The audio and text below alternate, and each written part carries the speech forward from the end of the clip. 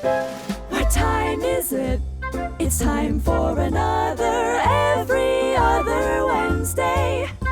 Well, so people are starting to come in. Hello, welcome everyone. Hello, people. And all others, yes. Happy Wednesday. Hey, Yes. I have a question for folks Okay.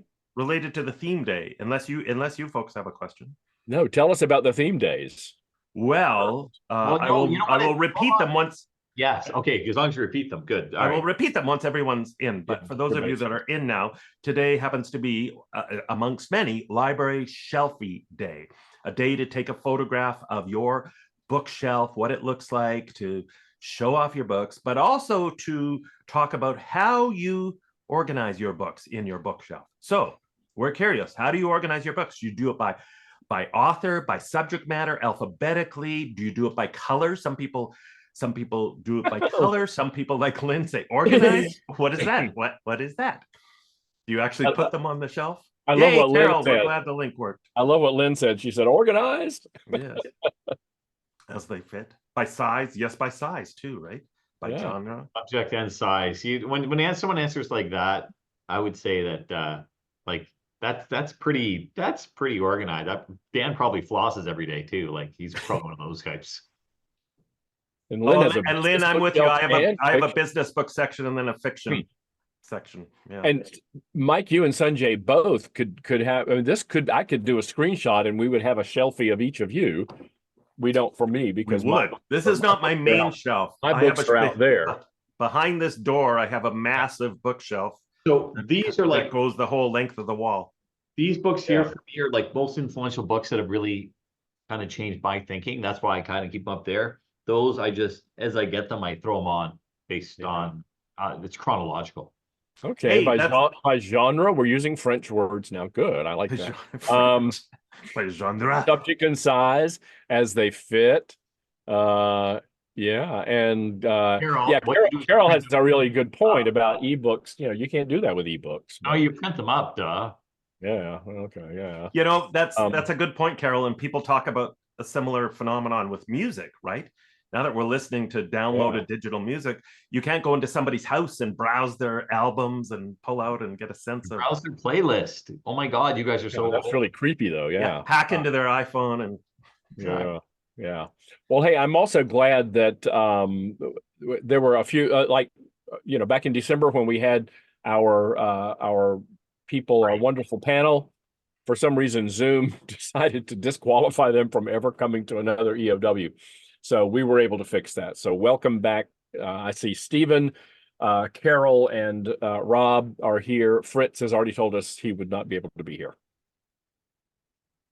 And we're missing Jeff Tobe. We are missing Jeff today. Yes, he is in a far off land. So yeah, but we're here. You're here. Yeah, let's do it. Let's go ahead and get started. Everyone who matters is here. Yeah. Okay. Well, Jeff matters. That was a little unkind. Yeah. I meant in the people attending. I know. So Sanjay and Jeff, I'm Jeff. He is here? What? No. Jeff, come on out. Sanjay and Mike. I have a question for you. Have you ever just lost your mojo? Totally. You're jumping the gun. We haven't done we haven't done the theme days. I know, but I want to doing a pre-intro, then we're going to go back. Yeah, it's a very sophisticated thing to plant that. I want to plant that thought. Okay. Yeah. All right. Oh, well, I totally have. All right. So what's the date today, Mike? Well, it just happens to be Wednesday, January 24th, 2024. Yes, it's 24/24. Yeah, the Wednesday, I'm just going to say the Wednesday at the top there was probably superfluous, but well, just in case. Yeah. Okay, yeah. And what are the theme days today? The theme days, hey everyone, good morning. The theme days are beer can days. So if you have a beer today, you're supposed to drink it out of a beer can. Library shelving day, as discussed. Peanut butter day, compliment day. So make sure you compliment as many people as you can today. Belly laugh day. Oh, that's one of my favorite days. And talk like a grizzled prospector day. I think we should do the whole show like grizzled prospectors. Yeah, I like your peanut butter. I hate compliment and peanut butter all in one sentence. See what Yeah. All right. So where are we going? We already got a compliment from Lynn. That's awesome. Thank you, Lynn. Thank you. I believe it was pity, but we'll take it. We'll take anything. Hey, my name is Michael Kerr. I'm coming to you, as usual, from Canmore, Alberta, in the beautiful Canadian Rockies. I write and speak about inspiring workplace cultures and humor in the workplace. Sanjay, what's your story? My story is, my name is Sanjay Nab. I live just outside of Toronto in Oakville, Ontario. I'm a speaker and author focusing on performance and leadership, best known for a brand called the 10-80-10 Principle, which is all about helping individuals and teams focus on their strengths. Mr. Haddon. Hi there, and I'm Richard Haddon, and I live in Jacksonville, Florida, and that's where I happen to be today, which is a lot nicer than where I was last week, where it was Celsius -23 and Fahrenheit about -15, and that's a little much for a Florida boy. But I'm glad to be here today. I am an author and a speaker, and I guess I'm known for the Contented Cows books, which talks about the connection between people and profit. And cows. So let's go. Let's go, Mojo. So we're talking about Mojo today. Yeah. What happens when you lose your maybe it's collectively your whole team, your workplace culture has kind of lost your mojo, or just you at an individual level, you kind of lost that spark, that mojo, that magic. So where does the word mojo come from? Does anybody in our esteemed audience, our brain trust out there, you have any thing, and don't Google it because I already did, where it comes from? The word mojo. Well, we were talking earlier before and I was totally wrong in my thinking. So we won't well, based on what I read, and I had heard this kind of before. Not Austin Powers, yes, but yeah, it comes from apparently it has its roots in African languages, and then it came to North America at some point, and it has to do with witchcraft. And the word mojo actually referred to an amulet that was kind of a good luck charm. But I think it has kind of morphed into this idea of just kind of your own self-motivation, your magic, your kind of your oomph, whatever you've got. And so I think most of us understand today that if you've lost your mojo, you just kind of have lost your will to be quite as exciting as you once were. Yeah, things have gotten a little meh. And so how does that play out at work? Well, it's interesting too, though, that we say mojo, and I think most people, especially on this call, understand what it was, and we know the significance of it, or the definition of it as it's colloquially used these days. But Richard, you were saying in 2005 when you were looking to books. Yeah, so we were considering a book title that was going to have the term mojo in it, and we were advised, and we kind of went with this advice, that probably in 2005 that term wasn't well understood enough, not universally understood, that we would have to explain a lot. And I guess if you have to explain your book title, you should probably go with something else. So yeah, well, it's interesting. As we were talking about before going live here, a lot of my clients use the term with me the last kind of 5-6 years, where maybe even going back 10 years, where they will say in a call, we've just kind of lost our mojo. We need to get our groove back. How Stella got her groove back, and that's just kind of how we're using mojo. It's basically what is that internal drive. It's the internal carrot that you as an individual or as an organization or as a team are striving for. It's something that you don't need to be reminded of. You don't need to be disciplined for not doing it. You don't need to be incentivized for doing it. It's just an internal, you do it because you get to, not because you have to. Yeah. And I think maybe what's important to point out is that it's okay to lose your mojo. Let's not beat ourselves up too much. I think everybody experiences stuff. I know I have in my career, and I go through periods where I've kind of kind of lost my mojo here. I need something to get reignited, to re-spark myself. Not only seemed to happen a lot in 2020, I think. Yeah. And not only is it okay, it's kind of required. I mean, as a human being, you have peaks and valleys. You go through your troughs, and the question isn't how do you avoid losing your mojo, because it will happen. The question is how do you deal with it when it happens? And I would actually even make the argument right now. I'm going through a crazy period, and a lot of my mojo has been a lot of my mojo has been sucked up. And so it's not a matter of how do you avoid it. It's what do you do when it does happen? Yeah. So what do you do? Well, first of all, I think it was interesting. I hadn't really thought about this, but you guys have brought up that Mojo can be both organizational and individual. I think I was thinking more individual, but Mike, you brought up that sometimes people you talk to talk about their whole organization has kind of lost it. Mhm. But when I think about where it comes from and how you get it back, there's a lot of similarity. There's a lot of connections between, losing it on your at the individual level, but also at the organizational. Sure. Well, and from that perspective, there's a chicken and egg relationship here, right? Probably between Yeah. mojo and culture. The more people collectively have their individual mojo going on, then you got to think that's going to make a better workplace culture. Conversely, if you're doing they some cool don't, things yeah. with your workplace culture, Yeah. you've got a lot of humor and fun and energy, and you're doing all those things you should be doing with your culture, then it's pretty easy for people to sustain their mojo. Yeah. And time again, we've said that the idea of culture is a lot of what are the unwritten rules. And that's the thing about those internally driven qualities, whether it's organizational culture or individual mojo or organizational mojo. It's not a checklist. It's not you have to do this, you have to do that. It's what are you driven by? Like, I don't have to remind my middle son to play video games. He's got the mojo for doing it. But for some people, they don't have to be reminded to update the spreadsheet, or they don't have to be reminded to clean the house because they have the mojo for that. And again, when it's internal, you don't have to think about it. It just oozes out of your pores, out of your being. Yeah. So let me ask this, gents, and to the chat box. Is this something, if we are a leader in an organization, a manager, should we be concerned about this? Should we, if you had a magic mojo meter, is that something we should be using?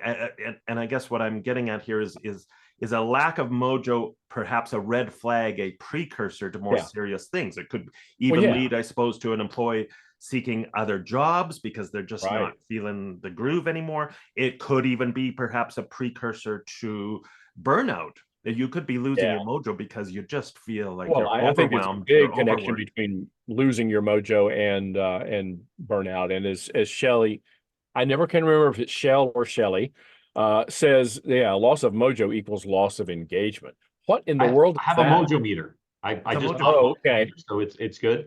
Do you plug that into your head or through your? You plug it into something. So, but is it operated by? Thank you, Shell. Thank you. Is it operated by a foot pedal? Is that what I saw? Well, there you go. It's okay. So listen. So I mean, let's think about somebody who seems suddenly disengaged. They seem to have lost their mojo. I'm not talking about somebody who's just kind of always that way. I sometimes describe people, some people are really engaged at work, and other people, I say, you couldn't get them engaged if you put 40,000 volts of electricity through them. But let's say somebody who really is ordinarily pretty into things, and you see a change. I mean, this could come from a number of things. And some of them we're not able to diagnose, and some of them we're not able to deal with, and some of them we probably shouldn't probe too deeply. But I mean, it could be an issue with mental illness. And, if that's the case, I don't know, unless you are someone who is, trained and qualified to deal with that. What do you do? Do you go to the person and say, gosh, things just don't seem to be right? How do you know when you have crossed that line, and yet you want to show that you have compassion and that you care? You're talking about, it's about a change. It's not, because if someone is always in the dumps, and they continue to be in the dumps, it doesn't mean they've lost their mojo.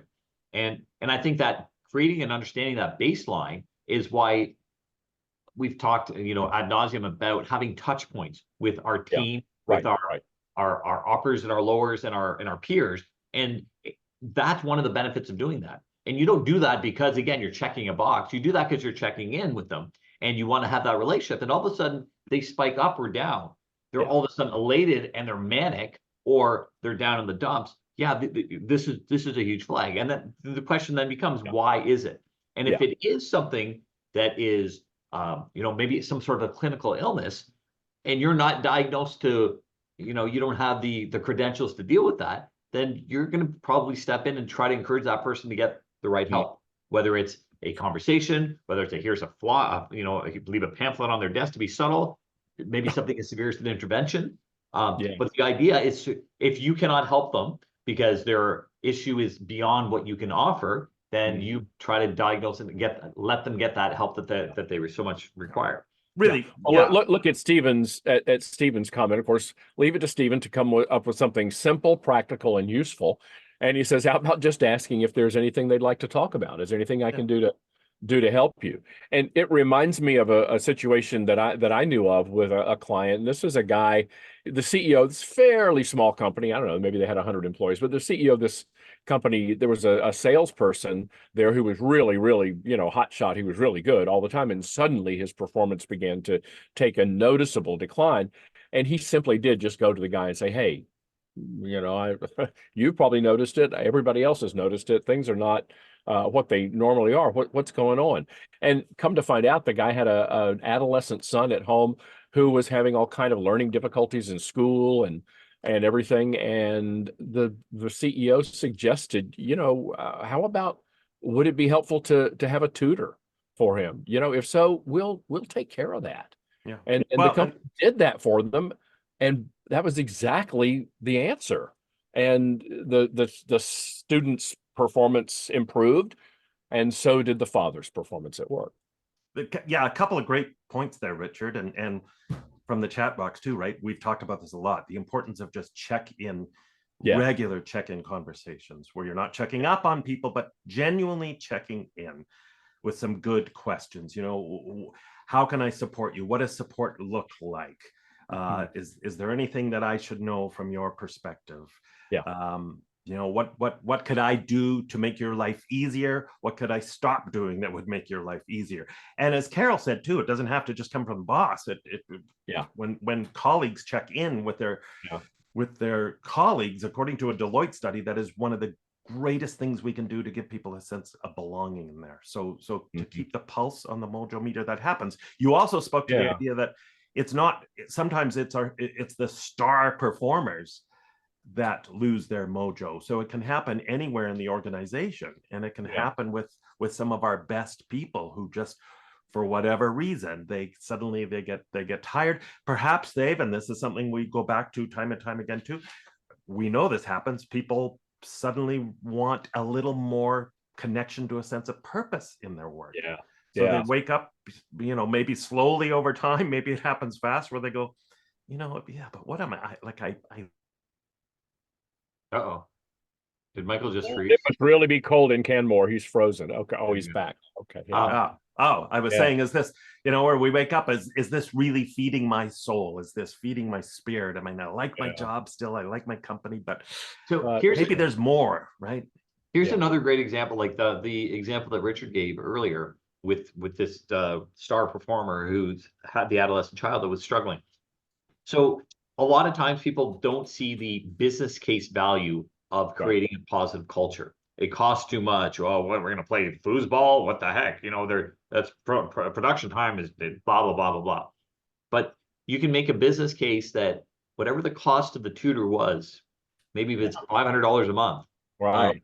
Well paid for itself. Absolutely. And more often than not, we know this too, that the cost of bringing in new people, because here's the other thing too, you go, oh, my star performer down in the dumps, get rid of them. Yeah. How long does it take to replace that star performer? Especially today, that level, and then they need to be trained, and so maybe you don't find them, and maybe you go through 6 people. And so often, you know, the cost of retaining someone, and it's not even just retaining, because retaining sounds very neutral and engaging, really getting the most out of that person. Absolutely. The more we can engage our people and welcome them to the family, the more likely they are going to be loyal to us, produce for us, but also they're going to attract similar people with similar values to come and join the organization as well. So I want to go back to something Rob said about just kind of sometimes informal leaders, somebody who's just kind of there. It doesn't have to be the boss. It doesn't have to be the CEO, like in the example that I gave. Someone who's kind of there, who's pretty perceptive, I think is what he's saying, and who kind of has a finger on the Mojo pulse and is being able to speak up whenever they see some aberration to that, something going wrong there. I also think about, again, is it something going on in someone's personal life? Is it a mental illness? Is it a physical other type of illness? But I also think about, what about somebody who's maybe had a recent failure? They're working on a project and it just didn't go very well. They tried, it didn't go very well, or they've had an interaction with a colleague or with a customer that was a bit of a disaster. And I wonder how that would make you feel. I don't know. Have you ever had less than a success at anything you did, you two? No, I did not really. once. No. I What is did. that like, Richard? Like, It's pretty bad. You lose your yeah. you Ugh, lose your mojo. I No, can't. but seriously, I mean, suppose somebody, somebody who really prides themselves on their work, and not everything always goes beautifully every time. And And sometimes that's the I other think thing too, that right? could be a reason that someone might lose their motivation. They would lose their self-confidence. They kind of, it's the old getting back up on the horse after you fall thing. And I think leaders, whether they're formal leaders or ones who don't wear tuxedos, or I mean, just informal leaders, kind of people, colleagues and so forth, can help that person get back up on the horse, I so think to the speak. other thing too is it's a perception. We need to remember how powerful perception is. So if you're chugging along and you hit this one roadblock, you mess up this project, this failure, whatever, we have a tendency as human beings to pile on ourselves. We go, oh man, I messed up this Yeah. project, and then all of a sudden you stub your toe and you're like, damn it, I'm mal coordinated, and then you have a fight with your kid or your significant other, and you just kind of pile on. You go, I'm sucking at work. I'm physically sucking. I'm sucking at relationships, and we just kind of pile on, and we kind of make things much worse for ourselves. And then again, we're like, oh, where did my mojo go? Well, so sometimes if you look at it from a logical standpoint, and you feel overwhelmed, and you actually make a list. I mean, it's as rudimentary as this is. You make a list of all the things you're totally stressed about, and you're like, I have a million things to do. You make the list, and it's really only 9 things. And of the 9 things, you can get 4 of them done by lunch. I was And having down this to very 5 conversation with myself today, Sanjay. There you Thank go. you. You helped me get my mojo back a little There bit. you Yeah. go. Yeah. Yeah. I think though very often it's not necessarily. I mean, sure, we can have a big failure, and it might affect our self-esteem. We might be bummed for a while. I don't think it's necessarily related to mojo all the time. I always think of mojo of more this long-term kind of decline. I guess Even when you're busy and what I'm things are saying is going that reasonably well, you can kind of just lose your okay. that extra zip, right?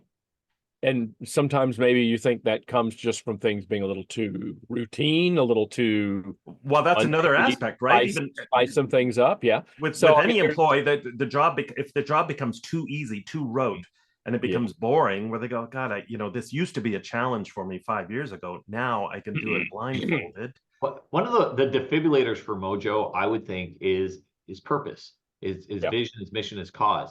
So that's what happens is people get stale, whether again it's in a relationship or it's in a job, where like become complacent and become same old, same old. And so Yeah. if you're finding yourself being stale and you're in that rut, one of the biggest things you can do is kind of start questioning, well, what's this all for? And when you have that higher calling, and it might be I'm saving up for my Lamborghini, or taking my kids on vacation, or I'm saving the world. Those higher callings can often spark us to get us excited. And again, then we're more efficient, we're sleeping less, we're eating less, we're moving more, and we're doing it and loving it. And I think that's a really important thing, is when you're on and your mojo's firing on all cylinders, you just feel better. Like, you're just rocking it. We've got such great, not only do we have great comments coming from our panelists, but we have such great comments in the chat box as well. I think a lot of us are saying, are kind of in, we're simpatico with each other in terms of I think some of what I'm reading is it's okay not to always be perfect. Leaders need to make sure that people understand that. I love the comment about Simon Sinek's, his work on being, is it fear-based or compassion-based whenever there's a performance problem, and see what the difference is depending on the approach to that. Mm-hmm. So I think we're seeing some ways that leaders and also people who are just friends and colleagues at work can just kind of, I think, help reinforce, support, shore up the other person. Yeah, I and also I think having that conversation around, to use the term Amy Resnesky, the Yale professor who speaks about connecting people to purpose, she talks about that term job crafting, where we can Yeah. shape people's jobs so that they are connecting to things that give them more of a sense of purpose and fuel their passion. But we have to have those conversations, like what brings you the most joy at work? What can we do to increase those activities and perhaps reduce some of the things that are sucking the mojo out of you? But let's be brutally honest though, and say, what if an organization, what if the jobs that they're in an organization don't speak to somebody's heart, at work? I mean, what do you can't really just say, well, we're gonna change what we do here so that it'll speak to our employees. so you have a couple of How do you choices. balance that? I mean, yeah, you'd better have the critical mass of stuff that does speak to your employees, that grabs their heart. But what if you've got stuff that really is just kind of, mundane, but it has to be done anyway? How do you balance that?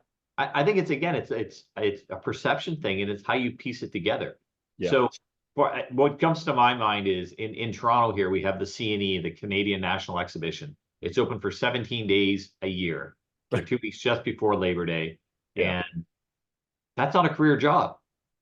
Yeah. And so what you would do is, if you're in a position or you're in an industry where it's not career job, you explain to people how it is a stepping stone. So you can still get people excited about, hey, this is the piece that's going to lead you to where you want to go. But you got to do this piece well. It's like, Right. Yeah. kids don't care that much about 11th grade.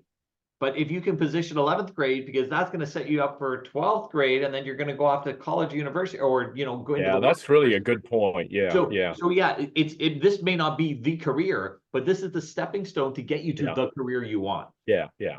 Yeah. And I also think that we've got to make sure people do understand the meaning in their work. It may not be obvious to them. It may not be, on its face, but and a lot of times in the healthcare world where I do a lot of work, I'm always telling people, you may not have your hands directly on a patient, but you are probably influencing or impacting somebody who does. So even if you don't have a direct control with the patient, and you can take that out of healthcare and say, even if you don't directly impact the customer, you're almost always impacting someone who does. And so if you broke that chain, then the customer wouldn't have that positive impact. Yeah. And sorry, so what you're speaking to too here is partly is the importance of appreciation and recognition as well. Exactly. Right? Yeah. No matter what you're doing, if we're paying you, then your job matters, and here's why your piece of the puzzle matters. I don't know if this was you, Richard, who brought up a while ago this. If it was brilliant, it probably was. Well, it is brilliant, so I'm going to assume it was you. A medical. A company, I think, in South Carolina, somewhere in the yes, I know exactly what you're talking about. It was North Carolina, but you can be forgiven. North Carolina, I was so close. Yeah. That makes these, and they make these parts, right? You want me to tell the story? Yeah, tell the story. Okay. No. Yeah, it was just they were making hospital products, and it was in North Carolina, but that doesn't matter. And I asked them, they had lost their mojo, and I had been brought in and asked them, why have you lost? I said, tell me about your job. And all they could think of was that they put pieces of plastic together and assembled them. And I thought, that's not what you do. And so we got on a school bus and went to the local hospital. And that's where they saw the stuff that they were making, saving people's lives. And it gave them a whole different perspective. Yeah. Yeah. Doing a field trip, celebrating your customer field successes, trips are great. making and also what our friend Jeff would remind us of is never just thinking about customer service, but customer experience. And when you look at it through that lens, every single employee within a company is involved in customer experience somehow, even if you don't ever see a customer face to face. You are contributing to the overall experience. Yes, but I also advocate for making sure everybody in the organization does have some connection with the customer. So it might be a field trip or something, or sometimes it's just, just go out to the front and see what things look like, so that people can see the customer experience. Because I think until we can all appreciate what everybody in the organization is doing, it's really hard to get that full experience. Carol wants to comment on Dan's comment. Go ahead. Yeah, by the way, Dan, you're breaking the rules. You're not allowed to make people think. Anyways, the idea of doing a field trip, sometimes that's not practical. Right. Yeah. Yeah. You can't, But it could be a however, virtual field trip or something. right. That's what I was Something gonna to say. just In this give day and people age, that perspective, give people the perspective of what's happening in another part of the organization. exactly what I'm saying though. But the simple solution is you pick up a phone and you go put together a little video, and then that becomes the equivalent of your field trip.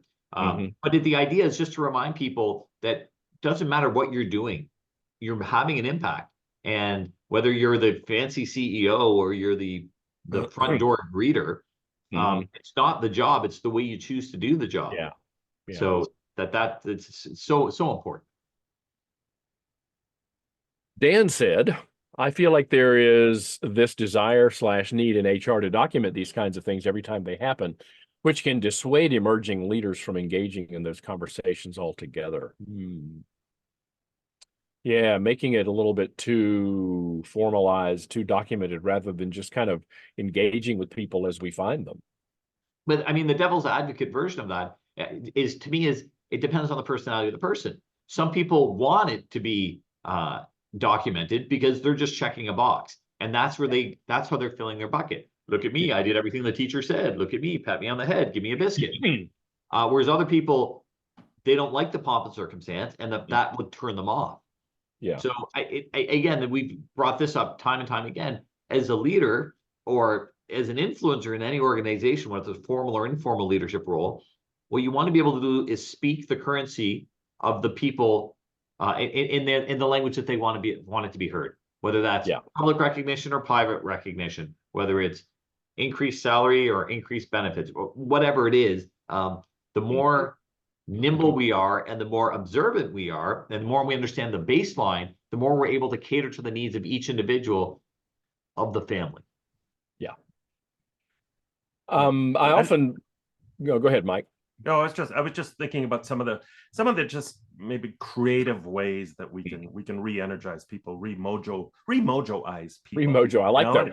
And it could be things like providing them with different opportunities for training and personal development. Yeah. It could be setting them up in a mentorship program where they mentor a young employee or some young employees, and that gets them reignited in their job. So just these giving them a peripheral tweaks that can make a big difference, right? Yeah, giving them a new challenge. I know, again, this all comes from, folks that I've done some work with, and I hadn't thought about this until just now, was a company that had a particular vexing problem that nobody could kind of figure out. And then there was somebody who had kind of lost their mojo, and they were saying, I'm looking for a new challenge. They said, listen, why don't you try to figure out this problem that we've been going at? And this person assembled a team, and they did figure out the problem.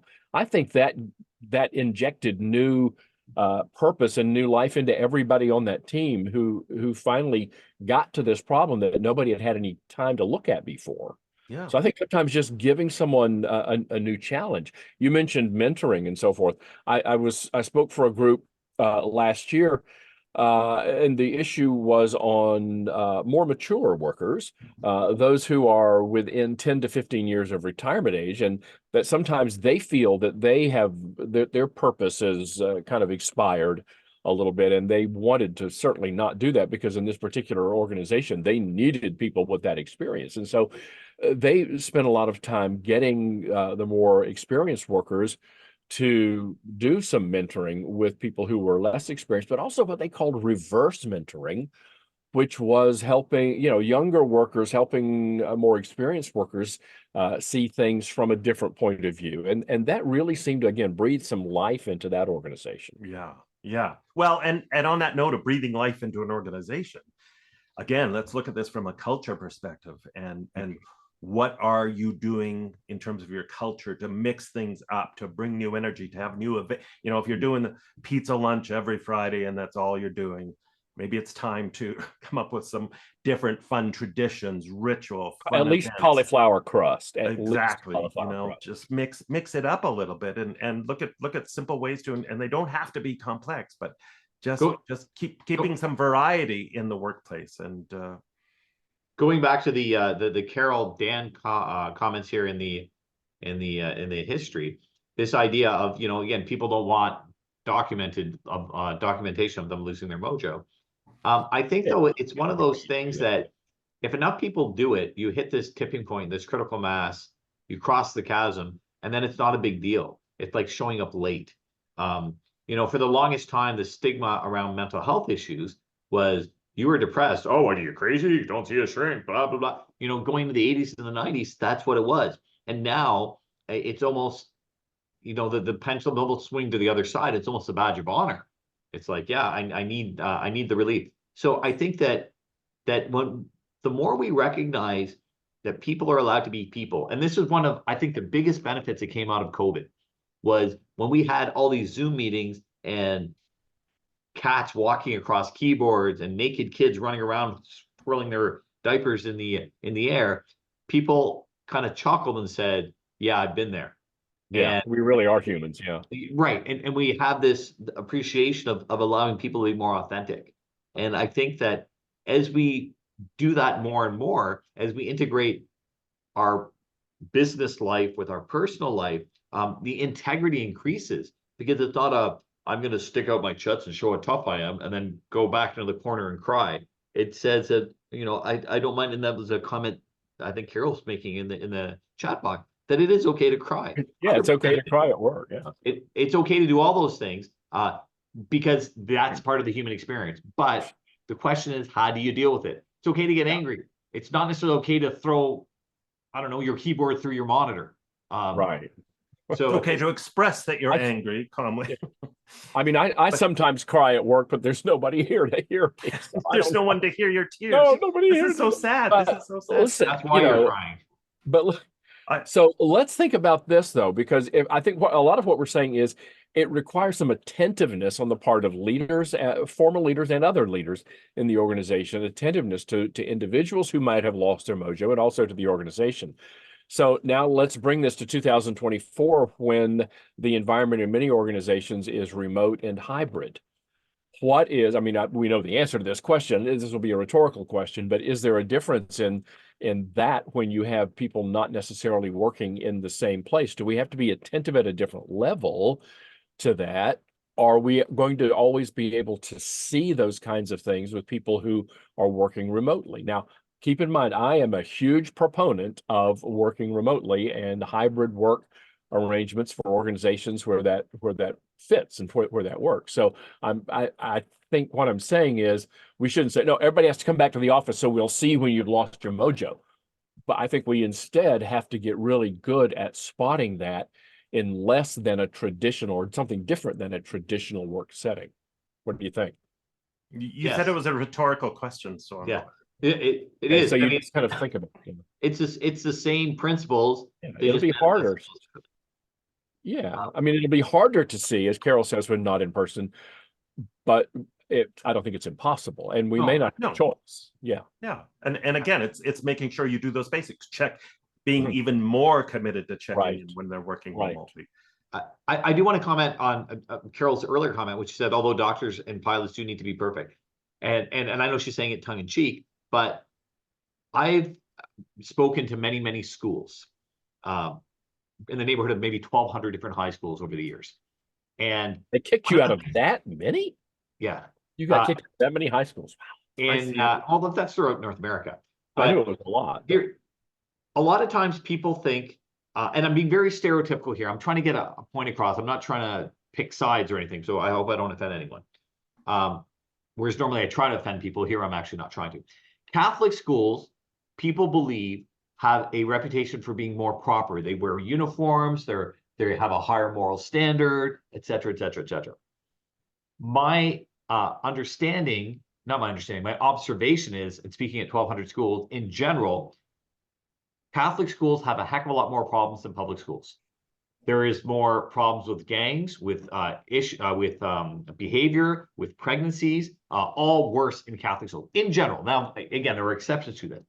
And the reason I believe that's true is because of the oppression.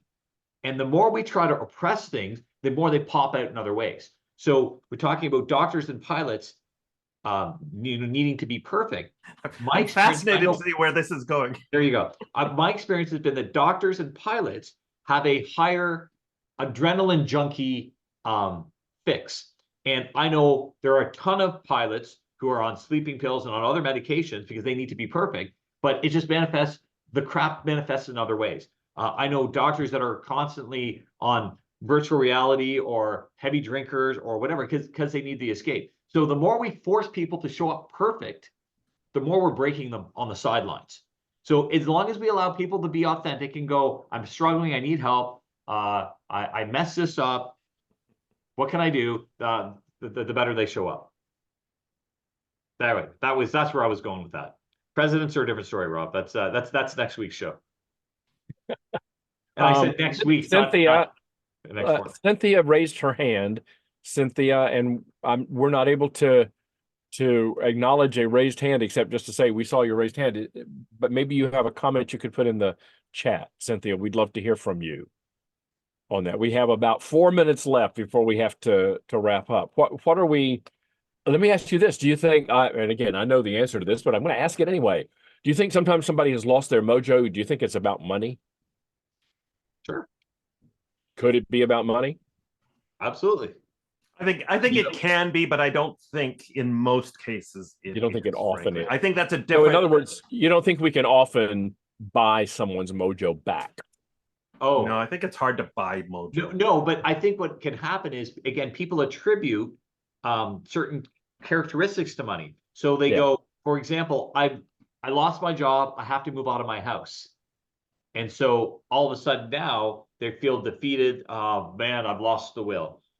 So that is related to money. Now, can you buy it back if you said, I'll buy your house? I think that gets them elevated, but I don't think it necessarily gets them resparked. Well, on that note, Sanjay, it's I think often what happens, it's more that it's often the social comparison, and it's what money reflects. It's the scorecard aspect of money. So it's not necessarily the absolute amount of money. It's the fact that, oh man, Bob, I just found out Bob is getting paid more than me. Bob, like seriously? And then it speaks to that again, just that lack of feeling of self-worth and recognition and appreciation that the money reflects. Yeah. I think sometimes if someone's boss comes to them and says, we've been looking at your compensation and you are really way undercompensated for the contribution that you make, we would really like to give you, either a bonus or an additional salary. I think but again, Mike, it's what you said. It's not the money itself. It's the appreciation that it represents. And if we say, and I'm not talking about a 0.5% raise, I'm talking about something pretty significant. I think somebody might be able to say, wow, they do appreciate me more than I thought. I think that can drive someone for a while, but I think we all know that it tends to lose its effectiveness over time. It's not sustainable. It can give you a shot in the arm. It's not gonna. It doesn't give you the purpose, right? Yeah. So yeah, agreed. You can get on the hedonistic treadmill, as they say, where 3 months, 6 months later, that raise just becomes the new norm, and now it's no longer enough if you're just focused on the money. Yeah, I missed the whole presidential comment. What's going on with the presidents? There was some comment about presidents because I know a lot about U.S. presidents. Is it presidents, or are we talking presidents of organizations or presidents of countries? I don't know. Anyway, okay. I just want to make sure that I was still connected with everything. So, they have to be perfect. Yes. Oh yeah, they totally. They're the exception. Oh, okay. So what have we concluded, gents? Don't lose your mojo. Don't lose your mojo. Don't lose your mojo. What do we included? Everyone loses their mojo. There's nothing wrong with it. We got to give people space to do so, and we're going to support them best. And we've got to be observant of people. We got to be paying attention, because if you care, you pay attention to the people around you, and if there is an issue, then you're going to help them get it back. Yeah, and dig deep. As I didn't write about it today. I think it's in my newsletter next week, where I talk about if somebody answers that things are okay or just fine, maybe listen to the tone, the body language, and probe a little more, dig deeper. Is it really okay? That's a little underwhelming, right? So have those conversations. Think about what's happening with your team around you. Be that compassionate, caring person and have those great, authentic conversations. But at an individual level, I want to suggest this. Don't ever outsource your mojo to somebody else. Let's Best take advice I've had all day. personal responsibility for our own mojo. And when you feel your mojo starting to wane, know that it's okay, but take a time out to seriously think about, okay, what is it going to take for me to get my mojo back? How can I shift my life in such a way? And it's not always big. Little things can make a huge difference to regain your mojo. Wise words, wise words. Let's wrap So this thing up. that's right. So we will be back in 2 weeks on February the 7th. Is that a true statement, folks? It Kind of. is a totally true statement. Okay, great. And we don't have a guest scheduled yet, but you just never know. So tune in, and again, we will double your prize money for bringing a friend with you to EOW. So the more the merrier. Please spread the wealth, share the news, and we'll look forward to seeing you when? Every other Is Wednesday. it every other Wednesday? Another Wednesday. Yeah. All right. Bye, everybody. Be Bye, good. everyone. Be safe. Be Good well. folks. Good luck Bye. with your mojo. Yeah. Happy Peanut Butter Day. And talk like a grizzled prospector day and belly laugh day.